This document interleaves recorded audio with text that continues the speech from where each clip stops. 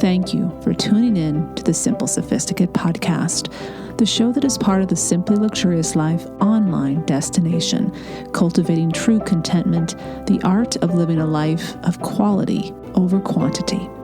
Visit the blog, The Simply Luxurious Life, at our simplified URL, tsll.co or thesimplyluxuriouslife.com to find the show notes for each podcast episode, as well as much more weekly content to elevate your everyday and deepen your contentment.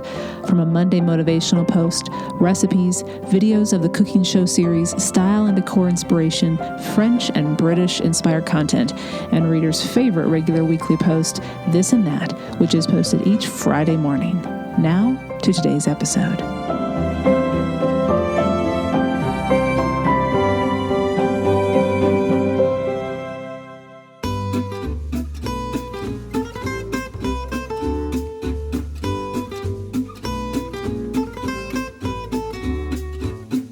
Welcome to the Simple Sophisticate podcast, where intelligent living is paired with signature style. I'm your host, Shannon Ables. And whether you're listening on your commute, exercising, working in the garden, or sitting down with a hot cup of tea or a café au lait, thank you for tuning in. Let's get started.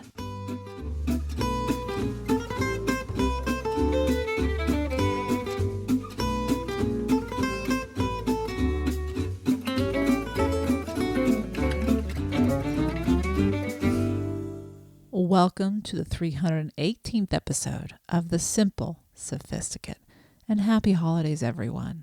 As we near the end of 2021, I have 2 new episodes for you, and I am very much looking forward to this particular episode, as I shared with the members of the Simply Luxurious Life community in our monthly A Cup of Moments on December 1st. I have a book that has inspired today's episode that I wish I would have had many, many years ago when it comes to being a secure individual in relationships and knowing how to build and find someone to have the potential to have a secure relationship with. So what are we talking about today? I'm going to share with you 13 tools and insights on how to become a secure adult in relationships, inspired by a book that was published more than 10 years ago. So let's get into today's episode. But before I do, this week's Petite plaisir is something you can do that is very simple for fewer than $20, maybe even less than that, depending on what you have in your garden. If you have any of the stuff in your garden, I did not. So if you do need to go out and get the items, I paid fewer than $20. And it's a lovely addition to your holiday decor that isn't technically holiday, but it is with regards to the seasons, the winter seasons, something that will look appropriate and unique and timely to elevate the mood in the house. Okay, let's get back to the primary topic of today's episode: how to become a secure adult in relationships. I want to begin with a quote from the book, which is Attached: The New Science of Adult Attachment and How It Can Help You Find and Keep Love, by Amir Levine, Dr. Amir Levine, who's still practicing, and Rachel S.F. Quote, "If we feel secure, the world is at our feet. We can take risks, be creative, and pursue our dreams." End quote. Now, if that is not a definition of what each of us hopes to have in our lives, to live fully, to live deeply, wow, I don't know what is. All right. Until we know the priceless gift of peace, security, and relationships of any kind can bring into our everydays, it can seem unfathomable to trust such a peace as possible. But on the flip side, and I think this is very interesting, on the flip side, if all that we have ever known, due to the good fortune of our upbringing with secure, loving parents and similarly that type of a community, if that's all we've known in our life, and the way of being that enables us to try, to explore, and then to soar, then it isn't until we meet someone or try to engage with someone who is insecure that we realize the awesomeness of being in a secure relationship and being a secure individual. So that's kind of the paradox here. And we'll talk about a little bit about, there's a couple of paradoxes that this book presents. You may be a very secure individual, but you may not realize that's what you are and thus not appreciate it as fully. It's when you understand what being a secure adult is and you can understand what those components are, that you can strengthen them, that you can maintain them, and then you can communicate them effectively to then truly build secure relationships. And we're talking relationships in any spectrum of our lives, or any area of our lives, because this is really beginning with childhood and our connection with our parents. And we don't get to choose those, right? So we really have to figure out what was working, what wasn't, why not. We don't need to blame our parents. We do need to take responsibility for our lives moving forward. And hopefully we can thank our parents if we were fortunate enough, as we just said, to have been raised in a secure environment. During the height of the pandemic and all the lockdowns, this particular book was published in 2010, and it actually, during the pandemic, came back and became quite popular, hitting record sales. As those in relationships sought advice on how to strengthen their relationships, those desiring a relationship inquired how to be and find and build a secure relationship, and wherever else readers may have fallen on that spectrum of wondering about relationships, they picked up this book attached. Without the tools or knowledge to understand what feeling and behaving in a secure way might be, we do our best to navigate the emotions that naturally arise when we take the risk of meeting someone, of putting ourselves out there, and potentially intertwining our lives, two different lives together, and trying to do it well so that both can have contentment. Both can feel loved. Their needs can be met without being suffocated. However, if we don't know ourselves well, and we don't know how to communicate clearly yet kindly and without harm, and our partner doesn't either know how, to communicate clearly, or they don't know themselves well, how are we to know what works for the two individuals involved? So it's just basically a guessing game. And sadly, sometimes we look to the wrong sources as to how to be in a relationship. It could be the media. It could be faulty, relationships that surrounded us, bad advice, even if it's good intentioned. This is really about acquiring the right tools. And if we didn't know where to get them, we just try to kind of, triage our way through it. I've been there. I've tried. I think most of us, because we want love, we want to feel love, we do what we think we know would work and what would be best. But oftentimes, if we don't have the right tools, it's just not going to work. It's like a chef trying to build a house with a KitchenAid mixer and a really great German knife. What you have is good intentioned and can work in a different scenario, but you don't have the right tools for the scenario that you're in to be successful. Even if the relationship stays together, it may not be a healthy relationship. The good news for all of us is that having and being a secure individual and having a secure attachment style can be learned. We are not born with or without it. We are taught or modeled different attachment styles during childhood and then through adulthood, and it shifts and changes based on the relationships we engage in. But the key is to be aware and knowledgeable of each attachment style and to acquire and practice the skills of being secure. And as for seeking out a partner, understanding what is shown from those we consider entering into a relationship with, so that we choose wisely and engage in a healthy manner to put the odds in our favor of finding and keeping a healthy, loving relationship. Now, really quickly, what are the different relationship styles that this book talks about? And I'm sure you've heard of them. I know I've heard of them. I just never explored them until recently. We have secure, you have avoidant, you have anxious, and you have the anxious avoidant, which is, they break these down in percentages. Majority of people are actually secure. Not a super majority, but a majority. And then you have more avoidant. Then you have anxious. And then you have a small percentage are the combination of avoidant anxious or anxious avoidant. Here's a quote from the book. Time and again, research shows that the best predictor of happiness in a relationship is a secure attachment style? What are the benefits of being a secure individual in life and in relationships? Here are 3. High levels of relationship satisfaction, high levels of commitment in relationships, and high levels of trust in relationships. So what are the characteristics of being a secure individual? First, it is important to note that you cannot determine simply by looking at someone that they are secure. So maybe they're dressed really nicely, maybe they carry themselves very confidently. That in and of itself, while it might project security in oneself, don't take things at face value. Simply because someone is friendly, likable, and sociable does not mean they are secure. The authors of this book adamantly refute the belief that a secure individual can be determined by their, quote, charm, composure, and or self-confidence. As with other attachment styles, personality or physical traits won't give secures away.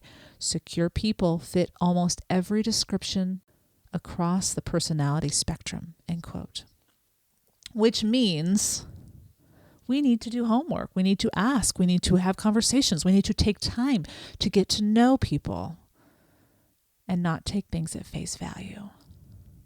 But back to the question, what are the characteristics of a secure individual? Quoted from the book, here are 5. 1, they are programmed to expect their partners to be loving and responsive. And 2, don't worry much about losing their partner's love. 3, they feel extremely comfortable with intimacy and closeness. And 4, have an uncanny ability to communicate their needs. And 5, respond to their partner's needs. I've listed these out on the show notes, so if you want to take a look at those, they are listed. All of what we're going to talk about, as you know, are listed on the show notes at simplyluxuriouslife.com/podcast 318. I picked up this book earlier this fall after reading an article in the New York Times by Foster Kamer. While I had, as I mentioned earlier, I have heard of these 3, technically 4 different types of attachment styles, I had never deeply explored them to fully understand them. Of course, being, feeling, and engaging with secure attachment styles sounded to me to be a no-brainer. Of course you would want to be a secure individual. But I knew I didn't always fall into that category. I had wanted to, but I know that I wasn't. For the sake of my own well-being, but also for all relationships I was a part of, especially an intimate romantic relationship, I wanted to learn more.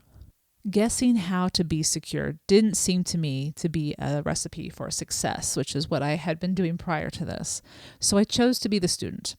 I purchased the book, and I have since read it 3 times, rereading certain sections based on what I needed to more fully understand. And I find it to be a great resource. Once I read the book, I knew I wanted to bring it to you, to the listeners of this podcast. So today I'll be sharing 13 skills and insights for becoming a secure adult in relationships. By no means is what I share today the breadth and depth of what the book entails. So I highly recommend, if this topic interests you after listening to this episode, that you pick up the book. So with all that said, let's get into 13 ways to become a secure adult in relationships. Number 1, understand the dependency paradox. Quote, does being programmed to connect with someone special mean that in order to be happy in a relationship, we need to be joined with our partner at the hip or give up other aspects of our life, such as our careers or friends? Paradoxically, the opposite is true. It turns out that the ability to step into the world on our own often stems from the knowledge that there is someone beside us who we can count on. This is the dependency paradox. I so appreciated this quote. Now, at the beginning of this book, so this quote was shared on page 29, quite close to the beginning of the book. They talk about this concept of dependency, and they actually debunk previous research findings about what dependency is, codependency, all those negative terms we hear about. And they're not dismissing that there isn't unhealthy dependency, but they're also demonstrating that there is actually healthy dependency out there, and this is what it looks like. So before you dive into, am I avoidant, am I anxious, am I secure, understanding that this dependency paradox is actually something very insightful to understand as to how a relationship can actually be elevating to our lives beyond what we can bring to ourselves on our own is, to me, it was a bit of a relief, because you have to understand what it is and what you're looking for and what you can bring to a relationship to give this to someone else as well, right? Because it's an exchange. And so I'm reading this and I'm thinking, because this is all beginning with childhood, when you have a secure home life, you are willing to explore outside the bounds of the home, try new things, meet new people, because you know you have a safe, secure place to come home to. The relationships within the house, the structure itself, so on and so forth.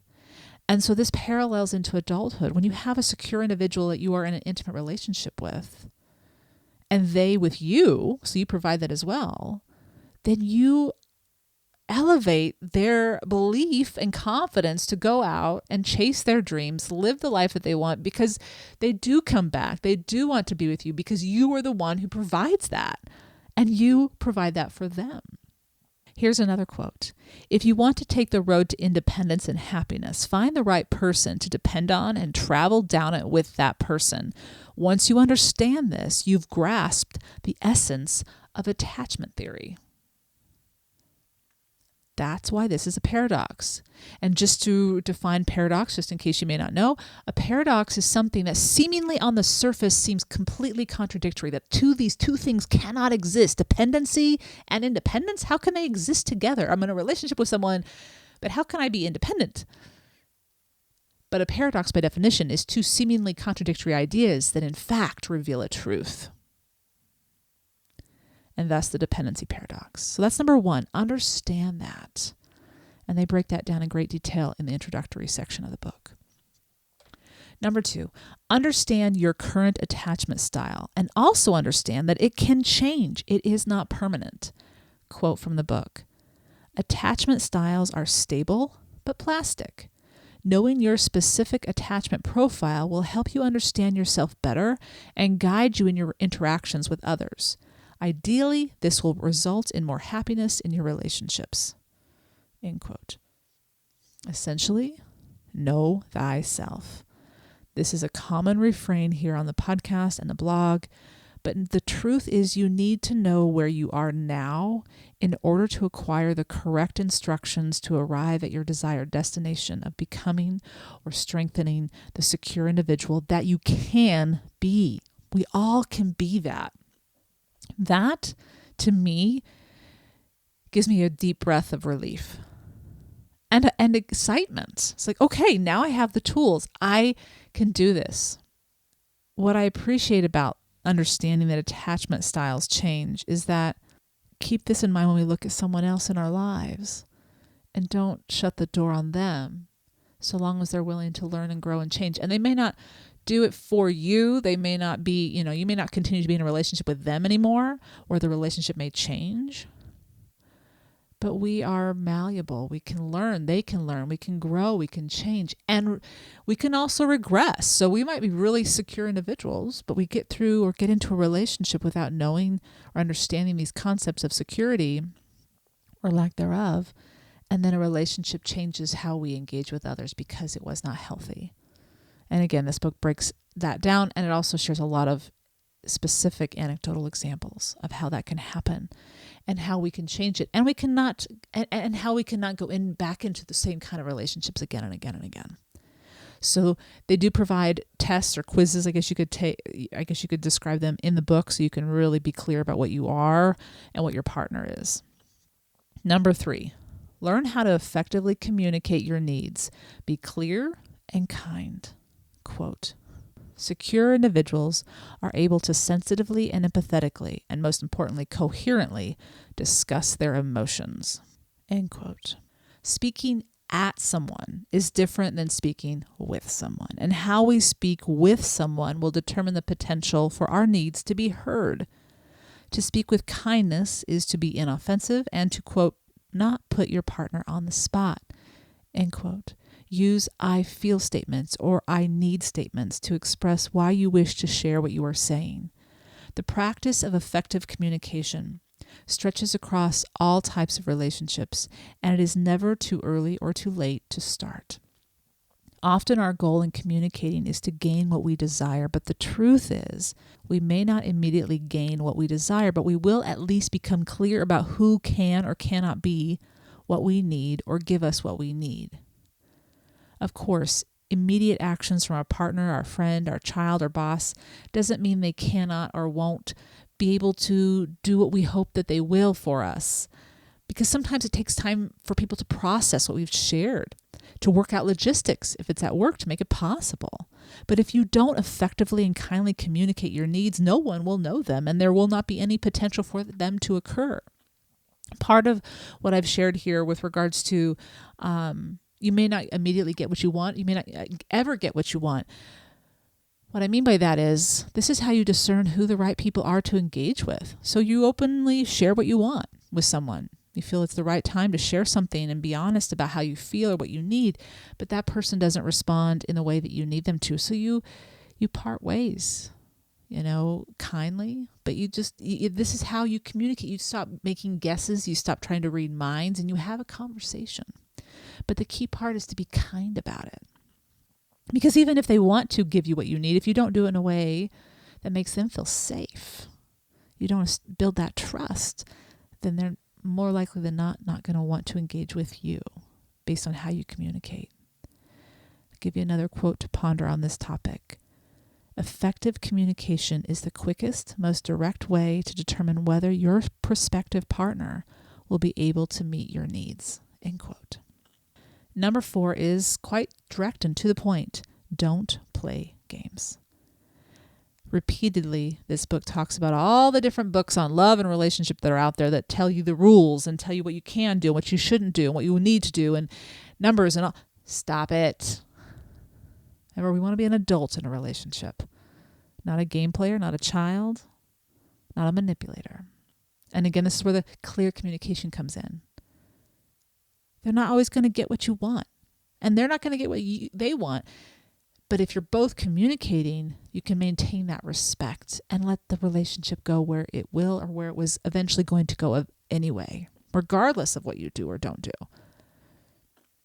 And the other part about that gamesmanship is it implies that you don't have a life outside of that relationship. Live your life, communicate a desire, make time, but engage and be aware and listen. And if they're not engaging, if they're not stepping forward, then you go about your life and you move on. That's a form of communication. Being honest about, I want to get to know you. I would like to, But if they don't step forward, then you move forward in your own life, in your own way. And everything has its own time. To say that this should happen in so many days or dates or whatever is to try to control the relationship. And it doesn't allow the two individuals who are dancing to find their own rhythm and respect each other's rhythm. So that's number 4. Don't play games.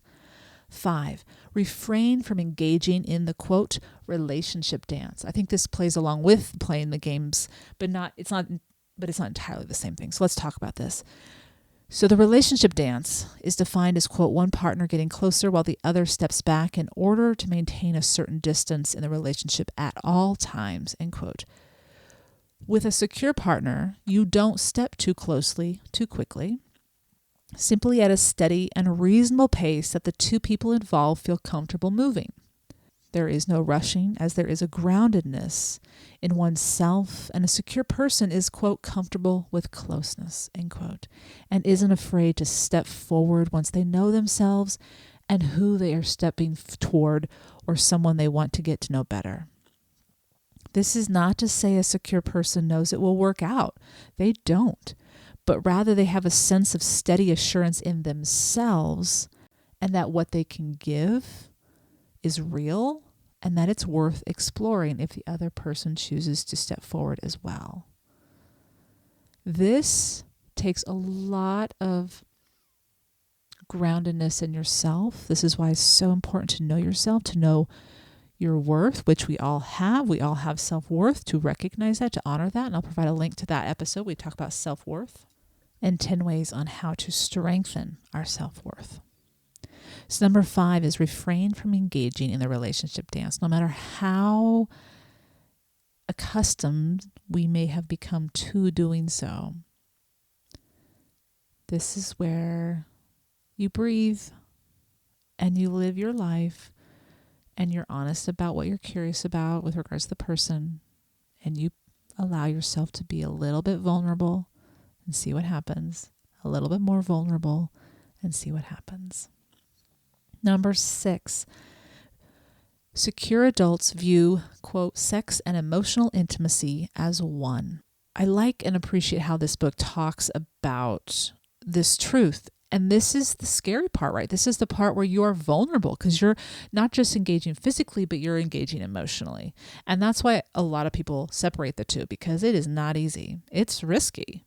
Distance is created when the two are separated, emotional intimacy and sex. Again, such a view speaks to the ability to be comfortable with closeness once both partners have been vulnerable beyond the bedroom as they get to know each other and are drawn to each other beyond the physical chemistry.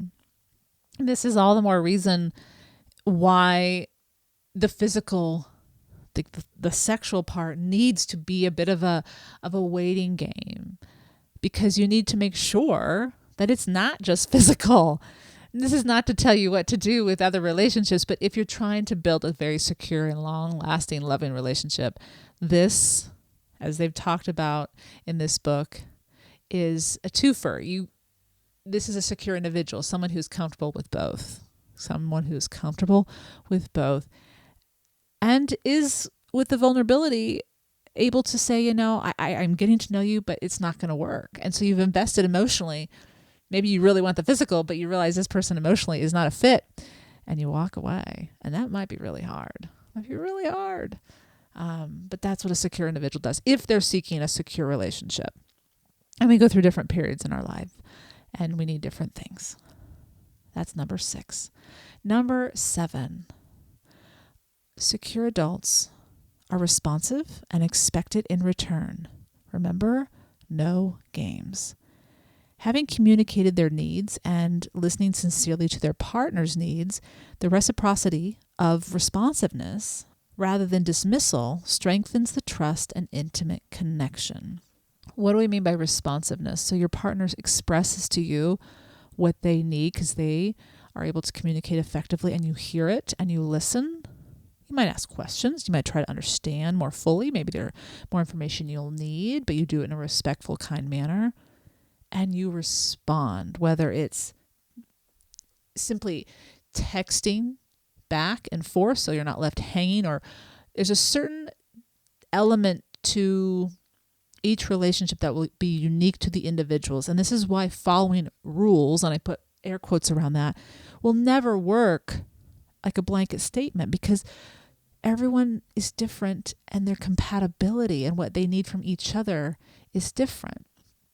So responsiveness by one person, yourself, is given, but at the same time, you expect it in return. This is both people being responsive. And when you're not getting what you need, and you really want to explore why you need it before you ask for what you need, because it may not be a need you actually need, it's what other people are telling you need. So be careful there. But when you realize this is a sincere need, I need to be at peace of mind to know that you'll show up, or know that you've heard me, or know that whatever it is.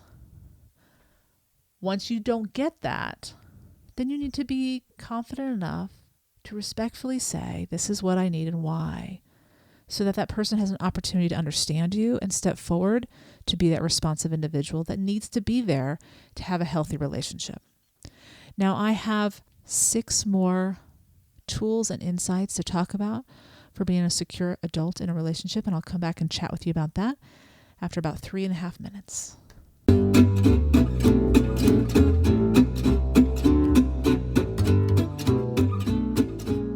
Is there something interfering with your happiness? Is there something preventing you from achieving your goals? BetterHelp will assess your needs and match you with your own licensed professional therapist. Connect in a safe and private online environment that's also convenient. This is not a crisis line. It's not self-help. It is professional counseling done securely online, and you can start communicating in under 48 hours. with licensed professional counselors who are specialized in depression, stress, LGBTQ matters, family conflicts, self-esteem, trauma, sleep. You're sure to find what you need.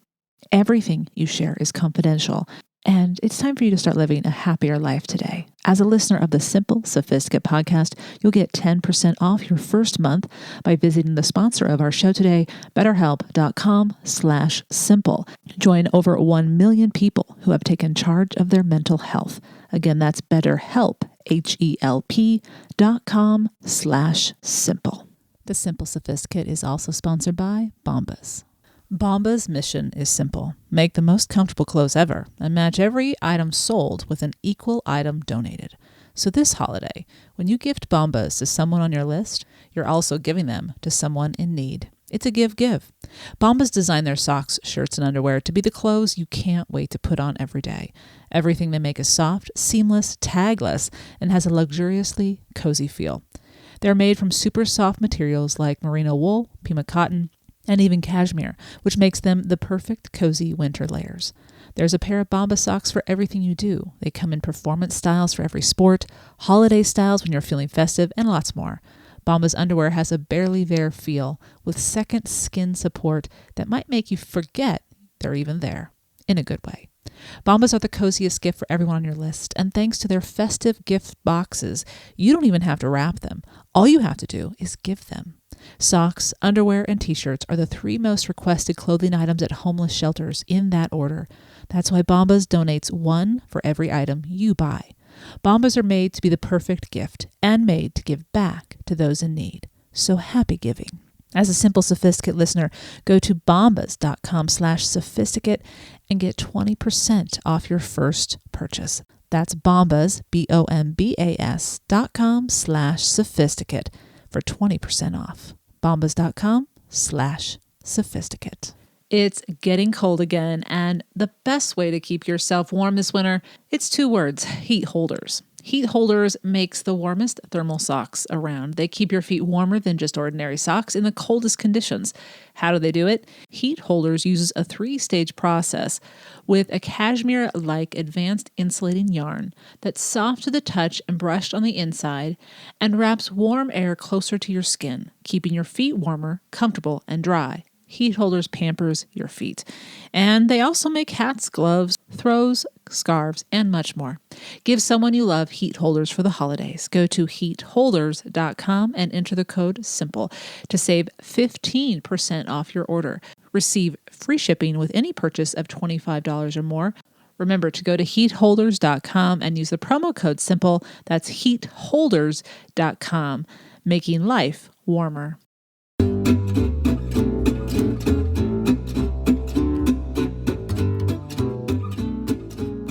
Welcome back. So let's get right back into the list of how to be a secure adult in relationships. Number 8, be available. Simple and necessary. Physically and emotionally, being present for your partner is the action of a secure individual. When we communicate our needs and tend to them, as well as observe our partner is responsive to our needs, we in turn are also showing up and making ourselves available. So you can show up physically, but you may not be showing up emotionally. You might be showing up emotionally, but if you're never there physically, how are you going to have a relationship? And I'm not saying long-distance relationships can't work. In fact, they might work very well at different points of the relationship. This is where you express your needs. And this is where you listen to each other and you're responsive. So number 8 and number 7 actually play together here. The one we talked about, number 7, was about being responsive. So being available is prioritizing the relationship. It's not putting yourself out of the priority list. You have to value and respect your needs. But if you want this healthy relationship, this is where we have to say, okay, what do you need? What does this relationship need? So that's number 8. Number 9, support without interference. Quote, provide behind the scenes support for your partner's endeavors. End quote. Allowing your partner to pursue what they are passionate about, helping without overtaking or taking the credit so that their gifts shine, is the support of a secure individual. As a secure individual, you are helping because you want to support your partner, yet are securely tending to your own passions and need no spotlight on the actions you're giving to your partner. You don't need to be in control. Rather, you only need to be present to help as needed without being recognized by anyone other than your partner. This is such a beautiful gift that's part of a healthy relationship. You're doing it purely out of love. This is the real act of giving without expectation, without anything in return. You want to see your partner happy. You want to see them shine and grow and blossom into what they fully can be. And this is a reciprocation, right? They, in turn, would be doing this for you. But you only have control of yourself. But often this will inspire and help someone feel safe enough to provide this for you as well. So that's number 9, support without interference. Number 10, understand that there are many potential partners. What we mean by this is letting go of the one idea. Often we fixate, if we don't have this understanding of what a secure individual is, we fixate on one person and only one person. It doesn't mean you won't find that one an amazing person. It just means that that one an amazing person may not be who you think they are once you get to know them, and you have to let that go and move on. And part of keeping this open mind, and it's not easy, it's hard because we emotionally invest and it's like, it's exhausting and I'm hurt and I don't want to go through this again. The key is if you're really seeking out a secure relationship and you are investing in being a secure individual yourself, it might take a little longer to navigate through those that are not going to be a good fit, but you're not going to waste your time in a long-term relationship on someone who is not the right person. And that's what you're trying to do here. You don't know when you'll meet them, but you do know that when you meet them, you will have exercised this practice of effective communication, responsiveness, attention, all these things we're talking about today, taking your time so that you do trust that when you step more intimately toward them, this is the right person and they are feeling that for you. Number 11, a secure adult doesn't feel a need to act defensively or punish.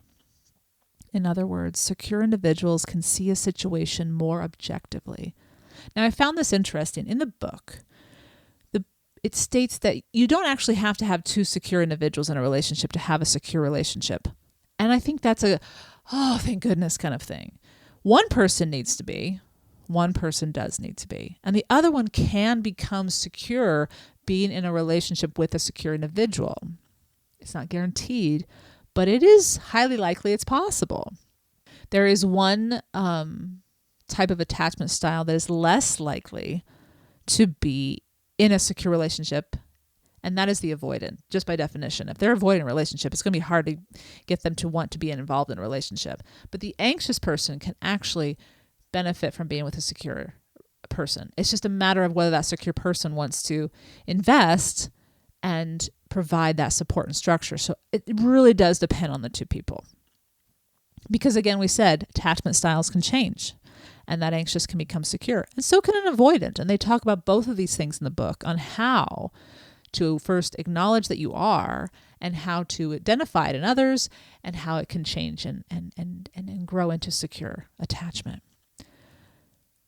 With regards to not needing to act defensively or punish, secure individuals can see a situation more objectively. They can effectively diffuse the conflict, observe in their partner what really provoked their outburst or anger, and not add fuel to the fire. This takes practice and skill. This is someone who is able to not react, but respond. That's something we've talked about here on this podcast. I'll provide a link to how to differentiate between the 2. And it's also about not taking things personally because, at least from my experience, there will be days when I have just had a day outside of my life with regards to a personal relationship.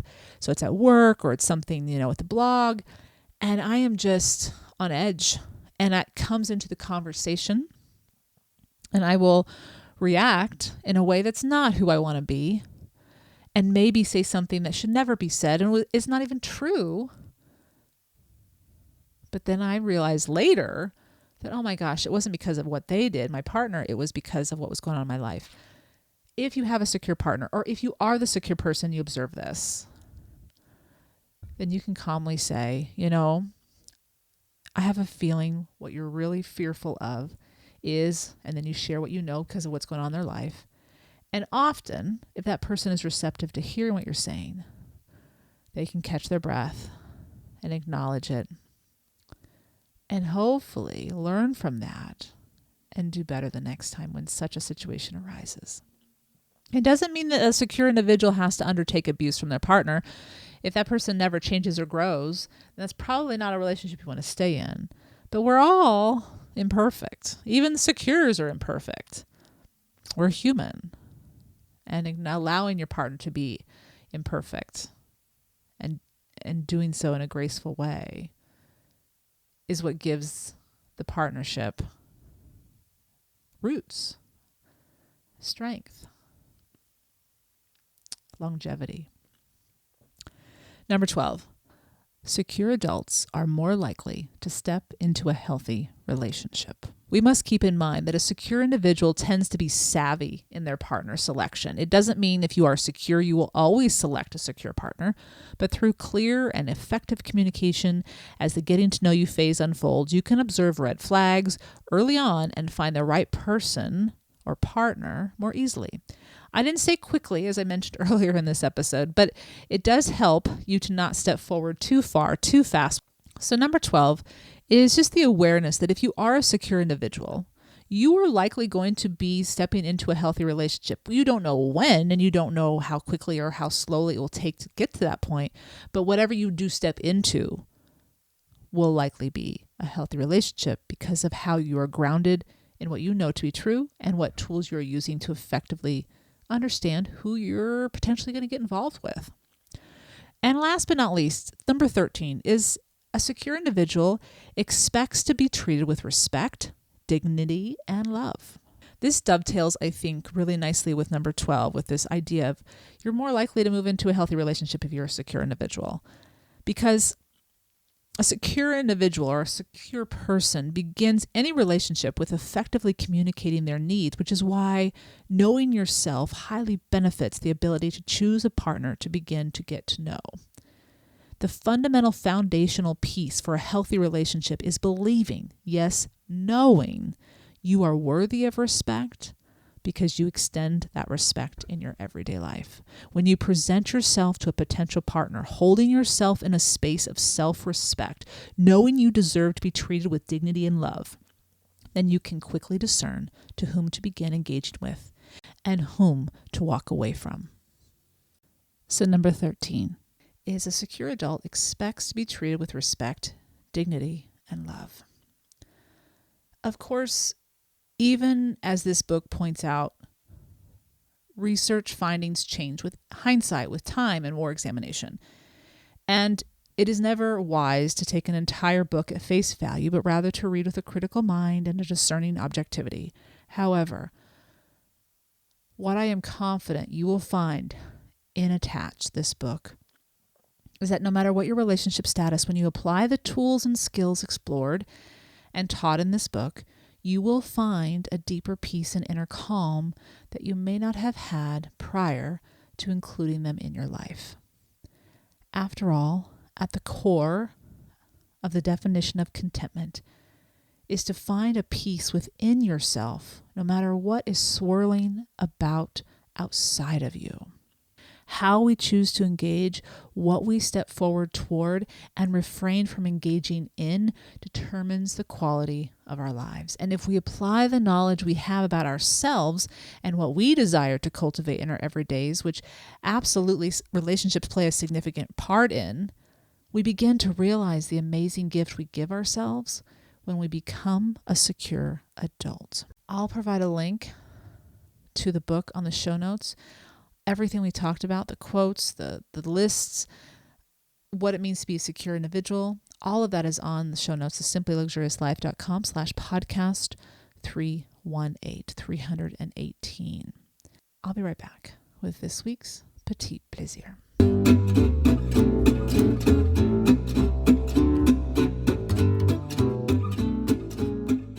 Welcome back. This week's Petite Plaisir It is a simple fresh floral bouquet that you can put together for your house for winter season or holiday season. It's winter season because of the one main ingredient that makes this bouquet, in my opinion, so very unique and special. It is the ornamental cabbages, or the cabbage roses. Some people call them the roses of the vegetable garden. There are a lot of different colors of these ornamental cabbages, and you can often find them in grocery stores this time of year. I only find them in Trader Joe's in December, but I look forward to finding them in Trader Joe's every December, and I always have at least one bouquet. And over the weekend, I shared a bouquet that I put together: white ornamental cabbages, white hydrangeas, and some eucalyptus leaves. These are actually silver dollar eucalyptus leaves that add a little touch of looseness and kind of movement in the bouquet. And all of it costs fewer than $20. I purchased just 3 cabbage rosettes or roses, 3 hydrangea buds, and then 1 bundle of eucalyptus. And it adds a unique texture and quality to the bouquet. It looks, monochromatic because I chose all white with the eucalyptus obviously being green. And like I said, it's seasonal, so it's not something I get to enjoy throughout the year. So that makes it quite special. And I've also found that the ornamental cabbages last a really long time. So you might be able to keep those ornamental cabbages for 3, or I think I got mine out to 4 weeks one time, about 3 weeks. And then you just might have to change the other flowers, which, hey, that's great because you're reusing what you already have and you don't have to buy as many other flowers to create a brand new arrangement. The other reason I really like this arrangement is because it does signify winter. The garden is put to bed. If I had cabbages in my garden, which I don't, this would be a great time to utilize the garden in the home now. But I like having a very simple palette with my holiday colors. I don't have a lot of red. In fact, I don't think I have any red in my decor. I have a lot of greens and whites and subtle golds with my brass candlesticks. And I just feel that the freshness of these flowers, along with the fresh tree that we just cut down, Norman and I, last weekend when we went and got our Christmas tree out in the woods for $5, it just adds a freshness that's not woodsy or piney. It's more garden. It's more not summer so much as just a fresh breath of Mother Nature in the house.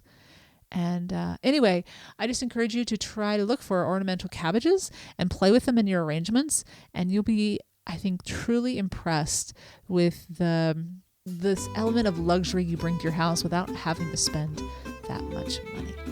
All right, you can find 2 pictures of my bouquet on the show notes and on the Petite Plaisir post, thesimplyluxuriouslife.com/pp318.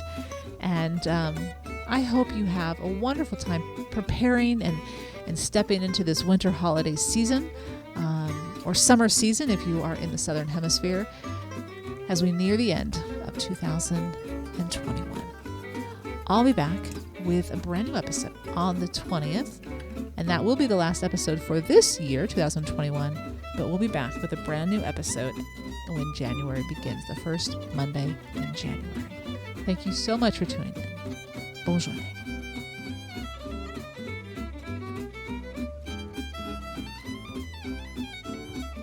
Thank you for tuning in to the Simple Sophisticate podcast, where intelligent living is paired with signature style. For more ideas and inspiration throughout the week, visit the blog The Simply Luxurious Life with the shortened URL tsll.co.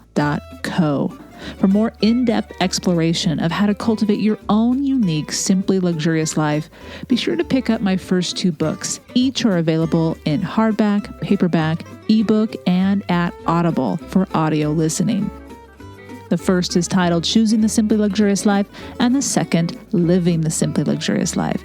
And look for a 3rd book to be released in the spring of 2022.